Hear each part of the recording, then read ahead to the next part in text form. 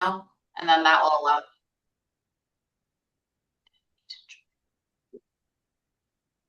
Okay. Good morning, everyone. I welcome you to the Lodging Tax Advisory Committee meeting on what is today, August 19th, 2026. So, and we have Assistant City Administrator Kelly Adams. We have Brittany McClanahan, and let's see, Seth Paul, you joined us. Thank you. Oh, you're welcome. Hey, how are you guys? Good. We're waiting for Dave. Brian's out fighting fires. So.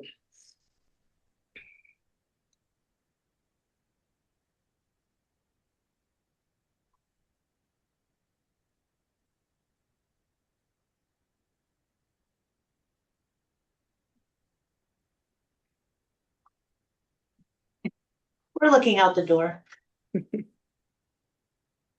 Yeah, I wasn't sure too if we were gonna, because I had the tentative hold for that room, and then I had the Zoom one, so it's like, oh, they keep popping up into my phone. So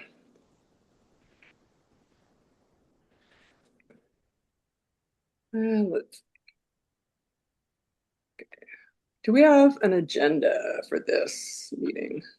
We do have an agenda. Okay, so I was just because I opened up the form that you gave us, the new form. So that's as far as I got. On the agenda is welcome introductions, preparation for the 2027 funding interviews, an update on the 2026 LTAC funding process. And we have one slide deck for all of those items. Okay. But since we do not have quorum, would you like to reschedule this meeting? Stop, Paul. I don't mind, but I'm also the one that isn't working right now. So, For like when? Well, our goal is to open the application period the 1st of September. Yeah. Kelly's actually going to be out of the office next week, so I would be running this solo. And so what we were intending to do today is to have the group go through the application and look for any changes to the questions or the structure. And so we can certainly do that by email and then have a brief meeting where you accept those changes if you would like. And as long as we have that meeting before September 1st, we would be in a good place. okay. Yeah, I don't know if you've had a chance to open the link yet to the application, but it looks really good. So, a lot cleaner than it's been. So, this looks really good. Very, very clear. I appreciate that you added were there other funding requests that they've applied for? I appreciate that. So. If it makes more sense, we can put together an email and send that to you and look for another time. And I'm out next week, but I can certainly come in for the meeting. Okay. And we can make that a short 15 to 20-minute meeting. Okay. I'm open to it. I've got time next week. So if we want to scoot it to next week, then we just have to be sure that the Dave understands. So, and then did Seth Paul receive the copy of the letters then that you're out recruiting for another hotelier then? We did not. So Seth Paul, I will send you the language. So we're working within our economic development office to recruit another hotelier. And so we've been sending out communications and we're going to go visit this week. Yeah, because I think we definitely needed the hotelier has been missing for the last 3 years, I think, if not longer. I don't even remember now, but so if we can get someone, I think. Have you reached out to all the hotels, or are you reaching out to any particular? Yes, and it's exciting because we have the Marriott that's going to open at some point, and so. But I will send you the language that we're using so that we can get your feedback on it. Oh, absolutely. So, Seth Paul, did you have a connection with the Marriott one? I remember because isn't that the one that's over there by the by Wendy's? Is that the new one that's opening? Is that a Marriott? Yeah, Spring Hills or something, whatever. Yeah, I mean, I think we had discussed it. I do know the ownership, but I don't know them that well. But Okay. I do know that the GM that is currently at the Hilton's by Spark and the Holiday Inn right there, she used to work for me a while back. So I mean, Oh, you should reach out to her. And I know she was on the board for the TPA in Yelm because she worked for me in Yelm. So oh, I'm sure she would be interested and jump at the opportunity. And we also want to make it clear that it doesn't have to be a general manager. It could be someone in operations of the Yeah. hotels. mhm. David's trying to access the meeting right now. It looks like Dave is trying to access the meeting right now. We may have a meeting after all. You want to check the attendee? Yeah, I appreciate your input, Sepal, because you know so who the people are, and that yeah, trying to and you understand that what a struggle it's been to get another hotelier enlisted. So anything that you could do, that'd be awesome too. If you put in a good word for us, um, and that it's not odious. We won't take all your life. So No, it's only one day a year. I think right, anyone should be able yeah, to do that. I mean, I'm also on the Visit Olympia and Beyond. Oh my God, yeah, that's I once heard a that. month. So that's a lot more. Yes, that is a lot more. How did you get yourself on that one? So, I don't know. I got stuck in a few years back. oh, did you? Okay. I did my term. So, no, it's a good thing. I really do enjoy that. I really, really enjoy the BCB. So, I'm just joking around. Oh. No, to the point. I don't know. I ended up being the vice president for a year. Then I'm like, there's no way I can do this because there's too many meetings Yeah. that end up having to run. And Hmm. you know me, I'm not a person that runs meetings by any means. So. Yeah. Yeah. No, I get that. So Brittany is helping Dave to get online. If you'll just bear with us for another moment, being aware that we are broadcasting. Oh, okay. Was not aware of that. Okay. Sorry, I'm saying talking about BCB. So, just teasing. Everyone said very nice things, so Yes. No, I really do like working with them. So, I really like the updated the website that they've got. So, it really helps you plan events.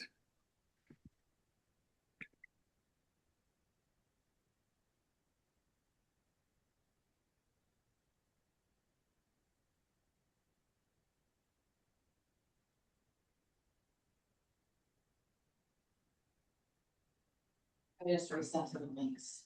so we just resent Dave the links.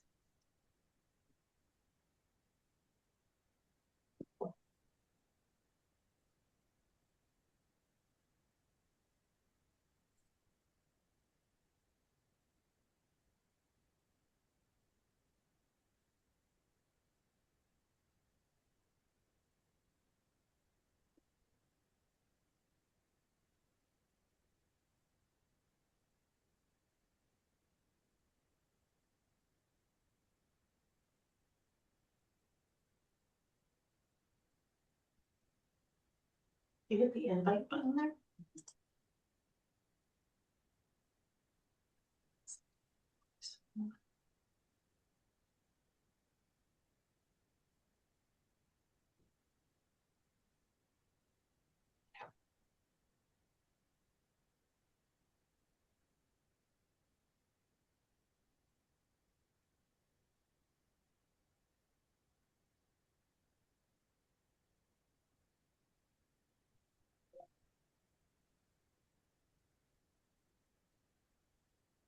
Yeah, that's a good idea. If you want to call him and we can put him on speaker.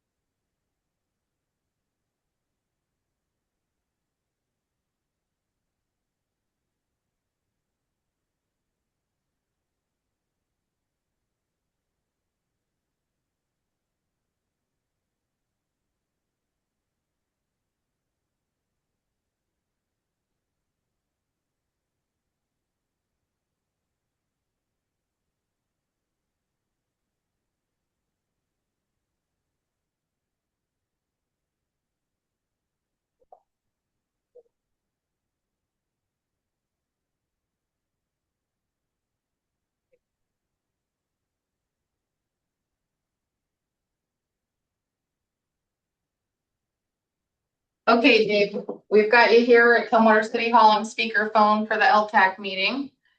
Awesome. We've got Assistant City Administrator Kelly Adams here, Brittany McClanahan, Executive Assistant, and virtually we have LTAC Chair Eileen Swarthout and Committee Member Sat Paul Sohal for joining us virtually. And we will follow up and send you the slides right after this meeting. That'll work. Right. Yep. Okay, So Chair, we now have quorum. Okay, all right, so let's start again. So let's see, where did we decide? I don't have the agenda, to be honest with you. So a copy of the agenda. I've got the application but I don't see that agenda. So if you want to go ahead and keep us on track there, that'd be great. First item is your call to order. Okay. Second item is your roll call. Okay, all right, we've done that. Okay. And now the next three items are covered in our slide presentation. And so we're going to pull up those slides right now. Okay.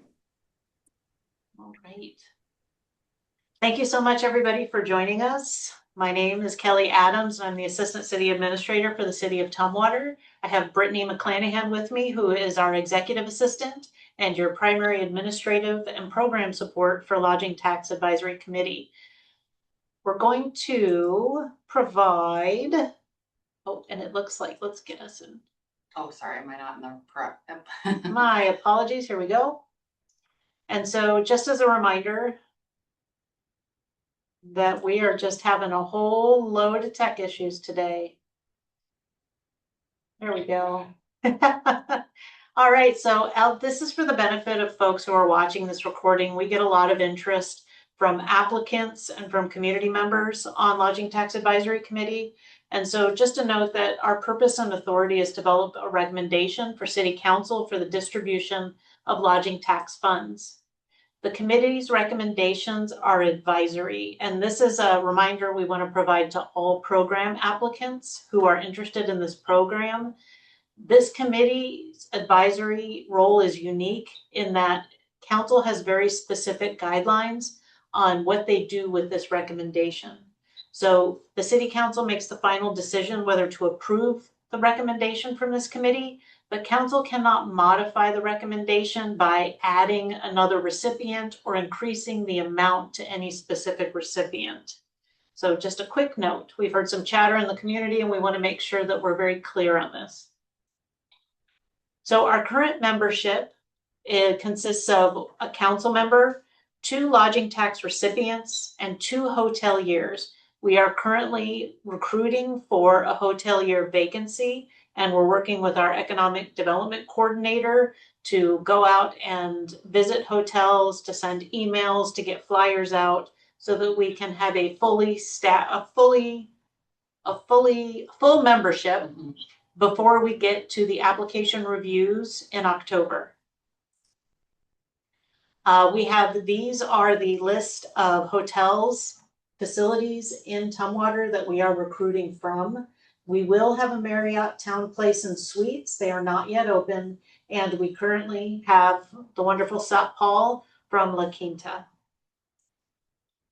And so Tumwater lodging tax distribution is split. The 4% is split between tourism generating events and marketing and more of a historical and cultural preservation component. In 2026, the distribution was split a little bit with a little bit of unspent funding added to one of our categories here.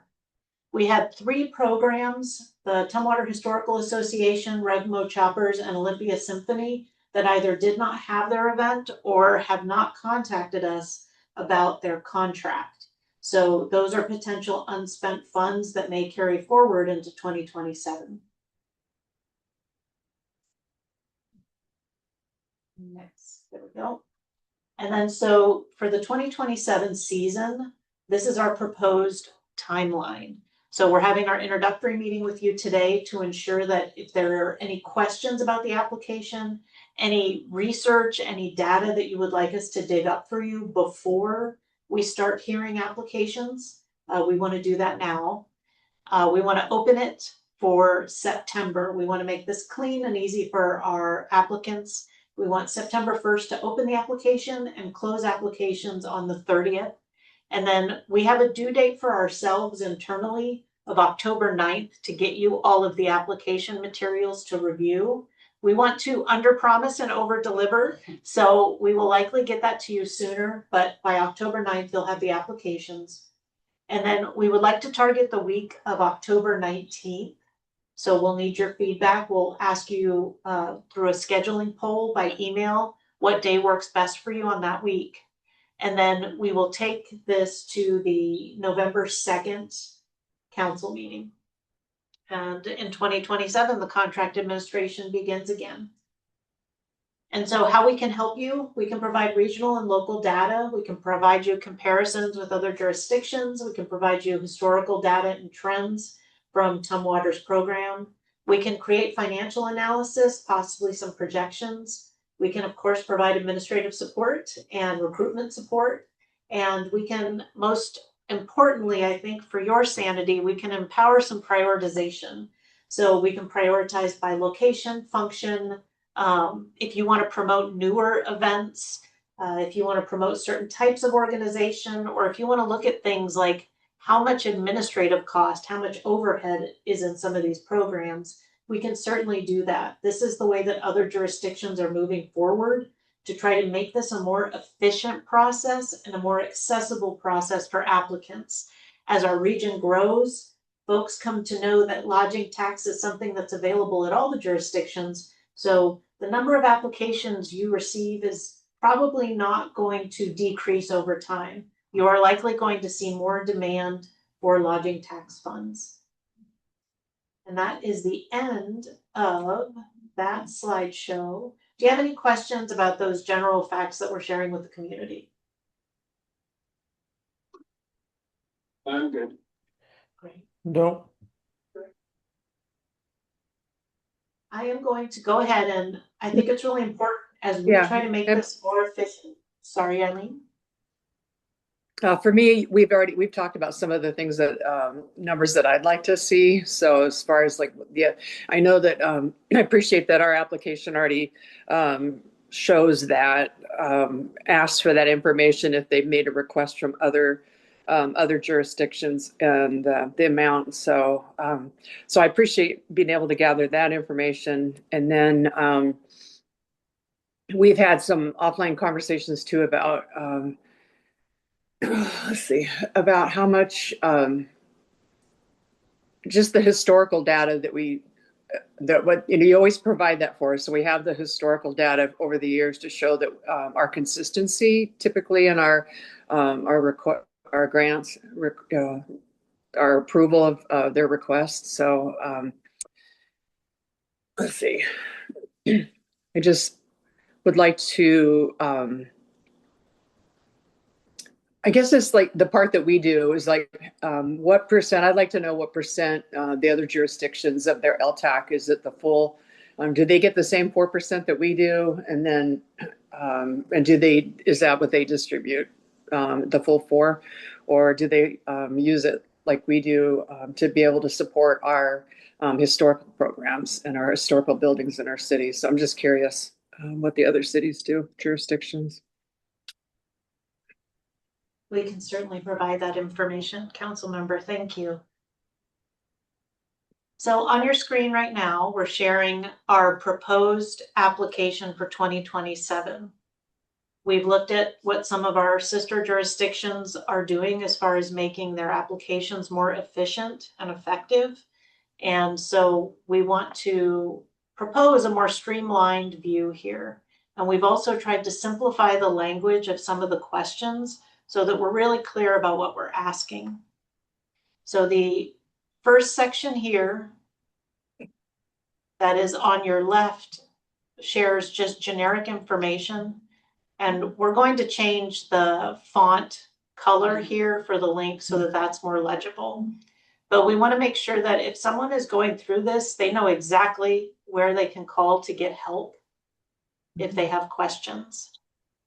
And then we also want to make sure that everyone understands that this is a public record And we want to encourage them to use organizational contact information and not necessarily personal contact information so that there's no misunderstanding.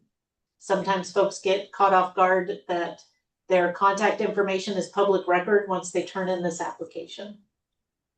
And so at the beginning, we just have a section about their organization and their contact information. And Dave, I did send you the link to this, so you should be able to click on that link and see the application as we go through it. Righty, well, I'm watching my email, I haven't gotten it yet. Okay. I sent that earlier today, so we'll do some email testing after this meeting.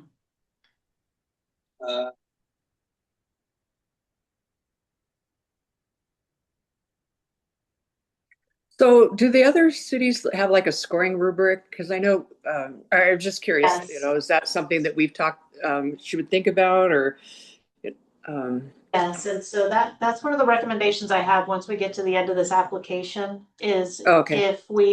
I can also provide you the scoring rubrics that the other cities use in Mhm. what you asked about what the other jurisdictions are doing.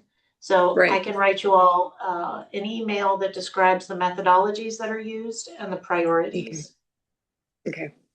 Yeah, I was just curious if the other commissioners here would be interested in, yeah, that information as well. So I just, and then getting their feedback as well. So when they get a chance to see the rubric that we can respond by email, because that we get to the end sometimes and it just gets like, so, Sure. when we're And distributing.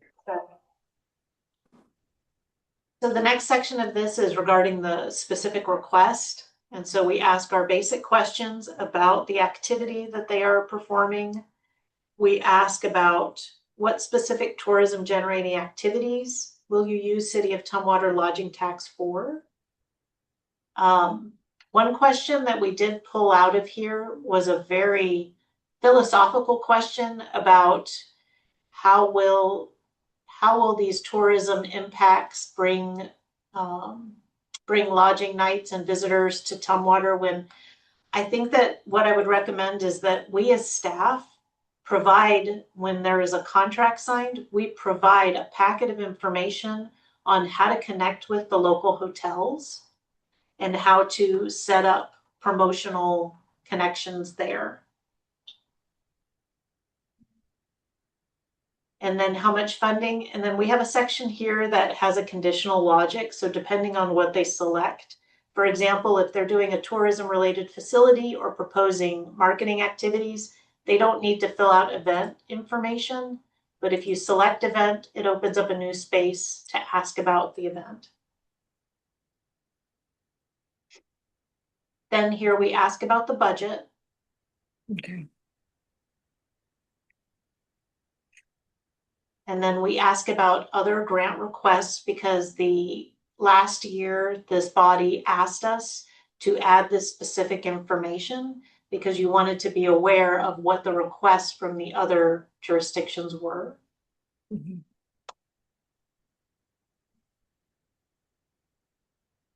And then participant estimates. And we know for 2025, JLARC, the Joint Legislative Auditing Review Committee, they decided not to collect information for 2025. We're still collecting it because now we have to report it again for 2026. So just as a heads up, we are still collecting this information, but we've tried to pare this language down so that it is a little bit easier to read and understand. And so we encourage you to go through these questions. And if you find that they are not worded in a way that is helpful for you as a committee to make a decision, please let us know so that we can make those edits. And then this year, a new feature that we have is that applicants can directly upload their documents to this application. They don't need to email them to us. So this application is a one-stop shop. And so what we generally require is a copy of their nonprofit corporate registration, their marketing materials, articles of incorporation, and a detailed budget. And we also provide a budget template on our website if they need that. And then we have our applicant conditions here. So by submitting the application, they are agreeing to these following conditions. And the applicant can also have the system send them a copy of their response. And so the question that I would ask, and I'm going to stop sharing. In the case that you're interested in a scoring rubric, it would be helpful to know what are the priorities for this committee from your experience ranking these applications in the past.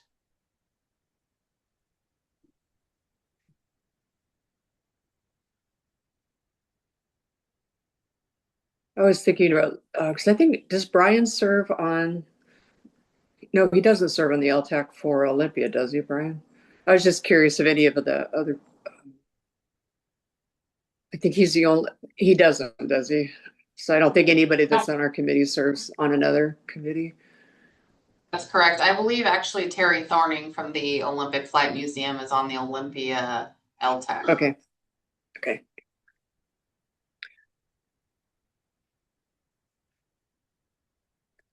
Now, Do the you reason I feel brought that up, because I was thinking that we could look, if they had any opinion about the rubric that they use, or any suggestions. I appreciate, what the rest of the team wants to do and what they look for as well. For me, it's really has to do about Tumwater activities, what's going to promote Tumwater. So that's always a big one for me. So.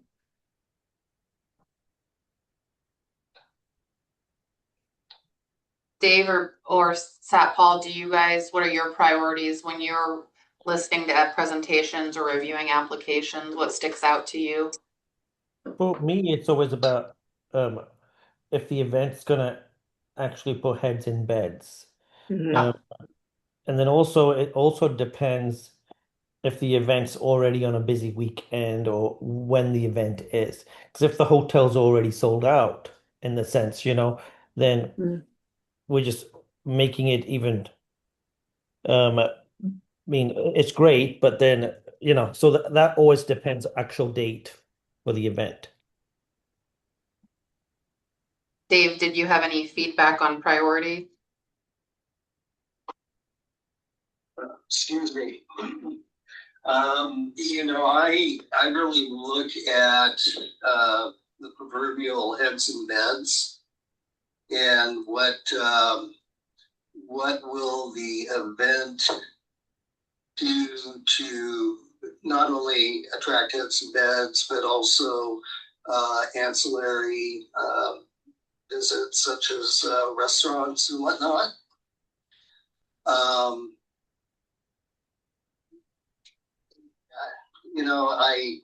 Beyond that, I'd have to think about it, but that would be my primary concern. Yeah. Other thing I do look at always is if it was a reoccurring event, I always go back and check to see exactly if that event did put heads in our beds, and kind of do a little verify check on my end. So I don't know if the question's there. I think we normally have that question in our questionnaire, how the event did last year, right? So so that's always important too. The question that we ask for recurring events is, how many years have you had this event? Okay. Well, and we can provide, we do require that they fill out the JLARC report after their event has been completed. And we can supply that, and I believe we do each year in your packet for the applicants that have applied before, previous years. We'll give you the last numbers for that. Yeah. We don't have any confirmation, Sat Paul. We don't go to the hotels and confirm those items, but we at least have what the applicant submitted for the JLARC reporting. And I always do look at that numbers too. So then I do kind of try to verify if that's a realistic number or not. You know what I mean? Right, absolutely. Yeah. Because if they come back and say they had 15,000 people that's put their heads in beds, there's not 15,000 Don't have that many beds. beds. And I think we can do something helpful by maybe creating a table for you to look at so you can cross-reference those numbers very quickly while you're making decisions. Well, and what can also be helpful for this, and Sat Paul, please correct me if I'm wrong, you're the hotelier expert here, but being able to create what Kelly said, kind of that packet of information that can go out to the applicants that have been funded, that's like, contact these hotels, set up your codes, and then that way, maybe there is a way that we can work to track that differently, and have some more solid numbers too, or that organization can get the feedback for their codes, their group codes for the hotel stays. Yes? Yeah, I think that's a good idea. I mean, so long as it's kind of right after the event, not like Right. 3 months or 3 weeks, then it's gone. You know what I mean? So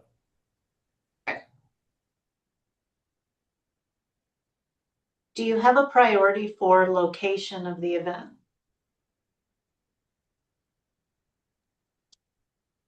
Personally, kind of play some I part. don't, but I do consider the impact within the Tumwater community.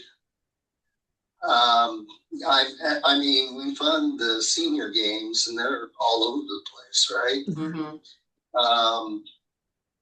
And we've funded events that take place in the city of Olympia, but would indirectly affect Tumwater.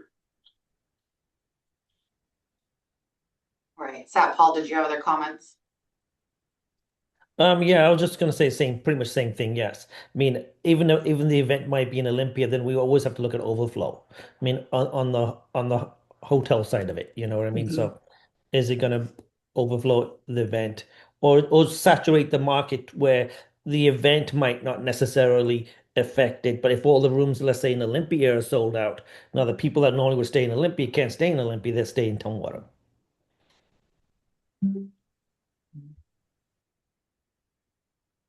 Yeah, I appreciate that, especially like with the new one that we did last year, the jazz one. That I appreciate your expertise too, because it's like that's a February event. It's in downtown Olympia, but I think we get the spillover because Sessions is also running. So anyway, I'll be curious to see how that event did this year. I know we've had some other ones that we approved that didn't end up moving forward, so it'll be interesting to see. Yeah. Our Tumwater ones have been our most reliable and consistent ones. So,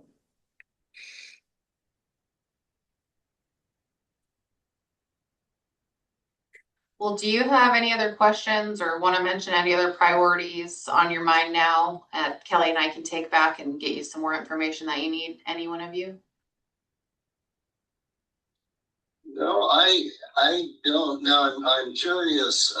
We haven't gone live with this application yet. Is that correct? That's correct. Yeah, we are anticipating opening September 1st and running the period through September 30th. And then, and we went over this before you were able to join us, Dave, so we'll just kind of go over that real quickly. We are intending to have you all, the committee, the completed applications by the 9th of October. We're going to reach out to work over scheduling for the week of the 19th so LTAC can convene. And then we're going to send your funding recommendations to the Tumwater City Council on November the 2nd. We're a little later into the year than we normally are. Yeah. We are. We're in the middle of our biennial budget process. And so what we don't want to do is to rush LTAC. We don't want our LTAC process to suffer or to be accelerated. And so we are weighing out and being careful that we put this in a place where it's going to get its due diligence. And how will you be broadcasting the opening of the LTAC application? Sure. So we will email the folks who have applied in the past. We will put out a call on social media. We'll put out a press release. We will we will ask the Jolt if they're interested in publishing. We'll send the press release to the Olympian as well. And we will have this on our website. Okay, perfect. And the only reason I ask is because we are indeed later into the year. I know I've had folks approach me questioning when the deadline would be. Mhm. And so I just want to be able to talk intelligently. I can provide you all some feedback. I have, a lot of events have been wrapping up over the summer. And so our applicants have been submitting their invoices and their JLARC reports. And they all are also, hey, when's the open application period? And so from a few that I've talked to, they've honestly been grateful that we're going into September because they are wrapping up their extremely busy season. And not only do they have things to close out with our jurisdiction, but other jurisdictions that they've applied for. So I've got good feedback that maybe we're just a little behind schedule this year, so. Yeah. And the truth of the matter is we consulted with our finance team to say, how far can we do this into the year and not cause any disruptions? Yeah. And we chose to put that as far back as possible. August is a very tough year for LTAC applicants. Just from my experience. Yeah. It's a very It's a rushed busy time. month, yeah, very busy month for them, so. So we're not necessarily behind schedule. We're just doing it different this year. Sure. No, I can appreciate that.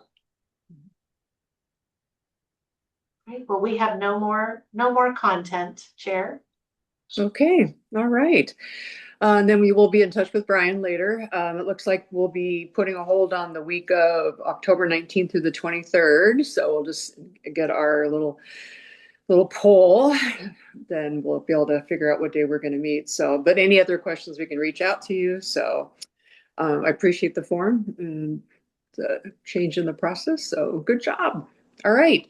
So if there aren't any other questions or any other business to do at this point, then I will call the August 19th, 2026 Lodging Tax Advisory Committee meeting adjourned. Okay, thank you. Thank Bye. you all. Thank you.